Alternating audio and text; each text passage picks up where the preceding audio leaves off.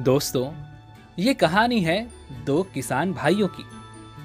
बड़ा भाई जो कि बहुत ही चतुर और चालाक था, जिसका नाम था रामकिशन, और वहीं पर छोटा भाई जो कि बहुत मेहनती था और उसका नाम था श्याम किशन। रामकिशन और श्याम किशन कहने को तो भाई थे, लेकिन वे दोनों अलग अलग मकानों में रहते थे और वे दोनों अलग अलग खेती भी किया करते थे।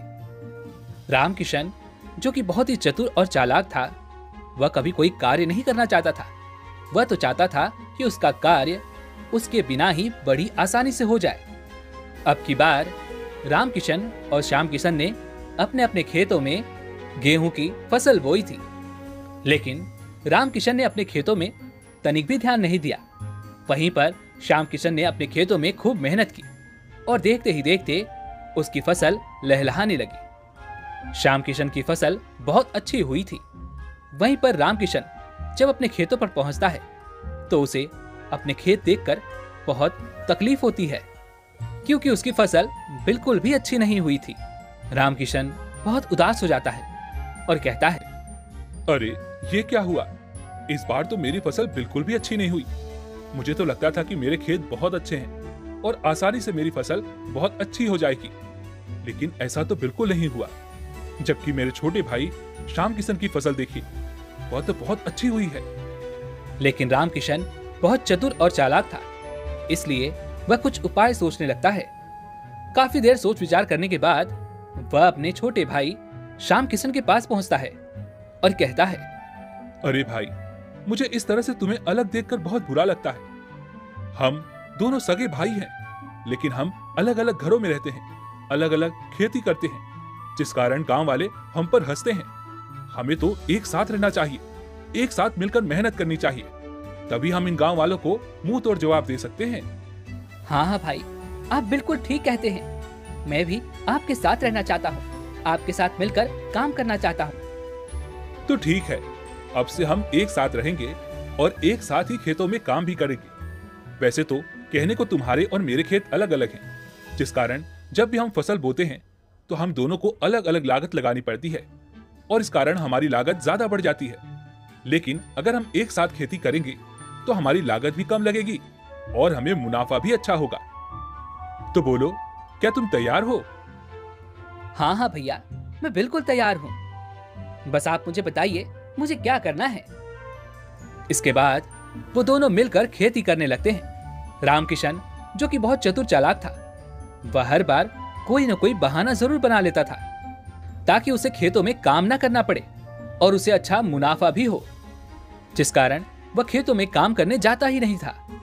भैया देखिए, बारिश हो रही है, चलिए खेत चलते हैं और धान की रुपाई कर लेते हैं। यदि एक बार बारिश चली गई तो हमें दूसरों से पानी उधार लेना होगा और इसके लिए हमें उन्हें पैसे भी देने पड़ेंगे। अरे भाई, मेरे तो पैर में बहुत दर्द है, मुझसे तो थोड़ा भी चला नहीं जा रहा। तुम एक काम करो, तुम आज अकेले ही खेतों पर चले जाओ। आज मैं जाकर डॉक्टर से दवाई ले लेता हूँ ताकि मेरे पैर अच्छे हो जाएं और कल से मैं तुम्हारे साथ खेतों पे चलूंगा और हम मिलजुल कर अच्छी तरह से खेती करेंगे। ऐसे ही कई दिन बीत गए। तभी एक दिन श्याम किशन रामकिशन से कहता है, भैया चलिए खेतों की सिंचाई कर देते हैं। अरे नहीं नहीं, आज तो मुझे बहुत तेज बुखार है, मैं तुम्हारे साथ नहीं चल सकता।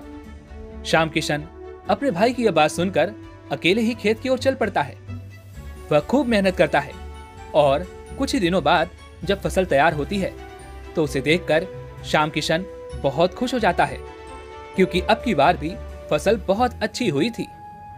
उधर दूसरी तरफ रामकिशन भी खेतों की फसल देखकर बहुत खुश था। अरे वाह वाह वाह, इस बार तो बहुत अच्छी फसल हुई है। इस बार तो मुझे बहुत मुनाफा होगा। इस बार भगवान मुझ पर कुछ ज्यादा ही मेहरबान है। आखिरकार मेरी योजना कामयाब हो ही गई। पूरी मेहनत मेरे छोटे भाई श्याम किशन ने की, लेकिन उसका फल तो मुझे ही मिलेगा। इस फसल को बेचकर तो मैं खूब मुनाफा कमाऊंगा।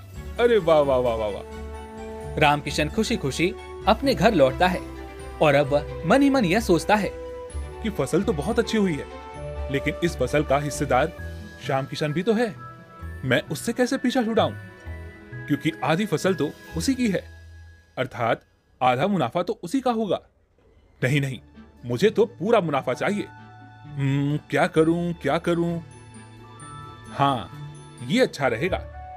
मैं आज रात ही सारी फसल काट लूंगा और उसे अपनी पत्नी के भाई के घर पर रख दूंगा, ताकि जब श्याम किशन मुझसे यह पूछने आए कि सारी फसल कहां गई, तो मैं उसे अपना पूरा घर दिखा दूंगा, ताकि उसे शक ना हो कि मैंने वह फसल अकेले ही काट ली है और उसका मुनाफा भी मैं अकेले ही रखूंगा।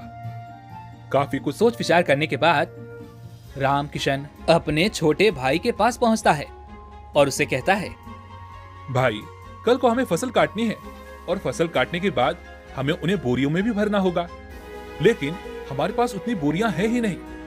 एक काम करो, आज तुम शहर चले जाओ और वहां से जाकर कुछ बोरियां ले आना, ताकि जब तुम कल लौटो तो हम फसलों को काट कर उसे बोरियों में भर सके। ठीक है भैया, आप कहते हैं तो मैं चला जाता हूँ। श्याम किशन अपने बड़े भाई की बात मान लेता है और वह शहर की ओर चल पड़ता है। और ठीक उसी रात राम किशन रात में ही सारी फसल काट कर उसे बोरियों में भर लेता है और अपनी पत्नी के भाई के घर पर जाकर वह बोरियां छुपा देता है। अगले दिन जब श्याम किशन वापस खेत पर पहुंचा तो उसने देखा कि खेत पूरी तरह से खाली है। वहां पर कोई फसल नहीं, अन्न का एक दाना तक नहीं। यह देखकर श्याम किशन को बहुत तकलीफ हुई।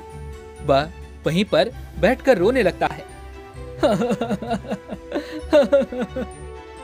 अरे, मैंने तो इतनी मेहनत की थी, इतनी मेहनत के बाद मैंने यह फसल उगाई थी, ये सारी फसल कहां चली गई?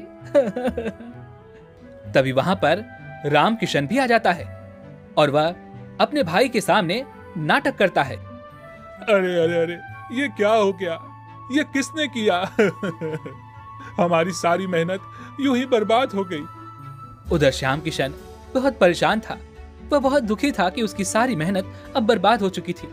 वह मन ही मन सोच रहा था कि अब वह साल भर क्या खाएगा। अगले ही दिन श्याम किशन फिर से खेतों में लौट आता है और वह फिर एक बार मेहनत करता है। लेकिन तभी अचानक उसे खेतों में कुछ चमकता हुआ नजर आता है। वह जब उसके करीब जाता है तो वह देखता है कि सोने की एक मटकी वहां पर पड़ी हुई है। वह यहां वहां देखता है। जब उसे कोई नजर नहीं आता तो वह उस मटकी को लेकर घर चला जाता है। घर जाकर वह अपनी पत्नी से कहता है, तुमने देखा भगवान कितने दयालु हैं। उन्होंने हमें भूखे मरने से बचा लिया। उनकी कृपा से आज मुझे यह मटकी मिली है, जिसके अंदर खूब सारे सोने के सिक्के हैं। हमारी तो किस्मत ही बदल गई। उधर दूसरी तरफ राम किशन अनाजों के भाव के बढ़ने का इंतजार कर रहा था। इसलिए वह उन अनाजों को बेचना ही नहीं चाहता था, क्योंकि राम किशन अधिक से अधिक मुनाफा कमाना चाहता था। वह चाहता था कि अनाजों के दाम और बढ़ जाए, ताकि उसे और अधिक से अधिक मुनाफा मिल सके। देखते ही देखते एक हफ्ता बीत गया। हफ्ते के बाद महीने और करीब 6 महीनों के बाद जब धान की कीमत आसमान छूने लगी, तब राम किशन ने तय किया कि अब वह अपने अनाजों को बेच देगा और एक बहुत अच्छा मुनाफा कमाएगा। मन ही मन प्रसन्न राम किशन अपनी पत्नी के भाई के घर पर पहुंचता है। राम किशन का साला बहुत आलसी था, जिस कारण उसने एक बार भी इतने दिनों में उस कमरे में झांक कर देखने की सोची तक नहीं। और जब वे दोनों उस कमरे में गए तो उन्होंने देखा कि सारा अनाज चूहों ने खा लिया है और वहां पर धान के छिलकों के अलावा अब और कुछ भी नहीं बचा था। इतने दिनों में किसी ने भी उस कमरे में जाकर ये तक नहीं देखा कि वह धान सही सलामत हैं या नहीं। तभी राम किशन रोते हुए कहता है, अरे अरे, ये सब क्या हो गया? मैंने तो इतनी मेहनत से ये सारे धान यहाँ पर छुपा कर रखे थे, ताकि दाम बढ़ने पर मैं इन्हें बेच सकूं, अच्छा मुनाफा कमा सकूं। लेकिन ये देखो, ये सब क्या हुआ? हे भगवान, ये सब क्या हो गया? मैं तो बर्बाद हो गया, मैं तो लुट गया। हे भगवान, आपने मुझे किस कर्मों की सजा दी है? हाँ, मुझे समझ में आ गया। मैंने अपने भाई को धोखा दिया था, इसी कारण आज मेरे साथ ये सब हो रहा है। मैं तो बर्बाद हो गया। दोस्तों, इस कहानी से हमें यह सीखने को मिलता है कि हमें कभी किसी को धोखा नहीं देना चाहिए, क्योंकि धोखा देकर जितनी ठेस आप दूसरों को पहुंचाएंगे, उससे कहीं ज्यादा ठेस आपको भी वक्त आने पर मिलेगी। इसलिए दूसरों का भरोसा कभी ना तोड़ें और ना ही कभी किसी को धोखा दें। उम्मीद है कि आपको आज की ये वीडियो पसंद आई होगी, तो लाइक और शेयर करने के साथ चैनल को सब्सक्राइब और घंटी बटन को जरूर दबा दीजिएगा।